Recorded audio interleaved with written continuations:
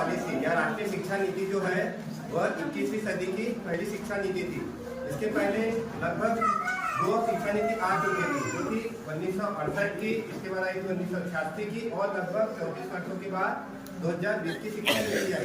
30 वर्ष के बाद जो नई राष्ट्रीय शिक्षा नीति आई, जो कस्तूरी रंजन की अध्यक्षता में एक कमेटी गठित की गई, 29 जुलाई 2020 को केंद्रीय मंत्रिमंडल द्वारा इसे मंजूरी दी गई। इसपे कुछ मॉडल इस तरीके से है, जैसे यहाँ इसमें 4 स्टेज है, 5+3+3+4। प्रथम स्टेज 5 ईयर की है, जिसे फाउंडेशन स्टेज कहा जाता है।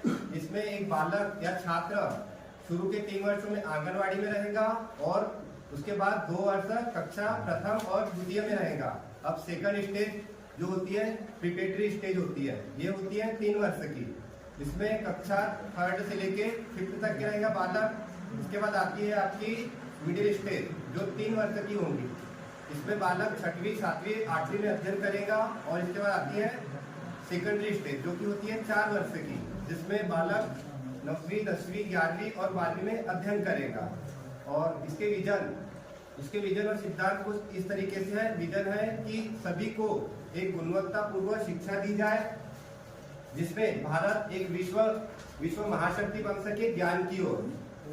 और शिक्षकों के लिए चाहिए कि बालक की योग्यताओं को जाने, उनके कौशलों को विकसित करे। और प्राथमिकता इसमें ये रहेगी कि जो शिक्षा देना है मातृभाषा के रूप में शिक्षा दी जाए, और संख्यात्मक ज्ञान और साक्षरता को प्रोत्साहित किया जाए।